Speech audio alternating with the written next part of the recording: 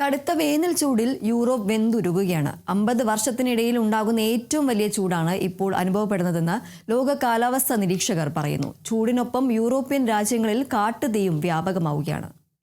ഇതിനു മുമ്പ് 1976 ഇങ്ങനെ ഒരു ചൂട് യൂറോപ്പിൽ അനുഭവപ്പെട്ടതെന്ന് കാലാവസ്ഥാ നിരീക്ഷകർ പറയുന്നു. കാലാവസ്ഥാ വ്യതിയാനം വിലയിരുത്തുന്ന കോപ്പർനിക്കസ് പറയുന്നതനുസരിച്ച് സമുദ്രോപരിതലത്തിലെ ഉയർന്ന താപമാണ് ചൂട് ഇത്രയും കൂടാൻ കാരണമെന്ന്.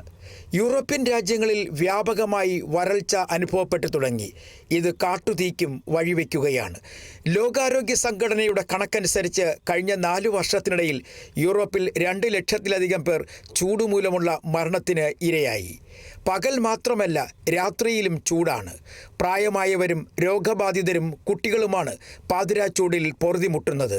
കഴിഞ്ഞ ആഴ്ചയിൽ ഡെൻമാർക്കിലെ കൂടിയ ചൂട് 37 ഡിഗ്രി സെൽഷ്യസ് ആയിരുന്നു. എക്കാലത്തെയും ഉയർന്ന താപനില.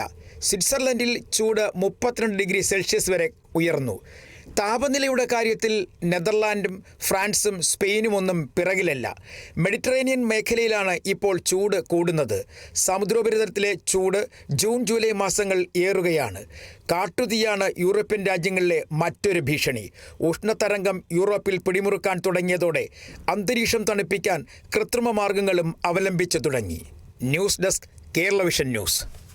ബ്രാൻഡഡ് ബാത്റൂം ഫിറ്റിംഗ്സുകളും കിച്ചൺ ഫിറ്റിംഗ്സുകളും ഗ്യാരണ്ടിയോടുകൂടി ഫാക്ടറിയിൽ നിന്നും നേരിട്ട് നിങ്ങളിലേക്ക്. ഗ്രാമിന് 1 രൂപ എന്ന ഏറ്റവും സുതാര്യമായ വിലയിൽ ലേറ്റസ്റ്റ് ബാത്റൂം ഫിറ്റിംഗ്സുകൾ ഇനി നിങ്ങളിലേക്ക്. കിലോ ബസാർ, നിങ്ങളുടെ വീടിന്, നിങ്ങളുടെ കുടുംബത്തിന്.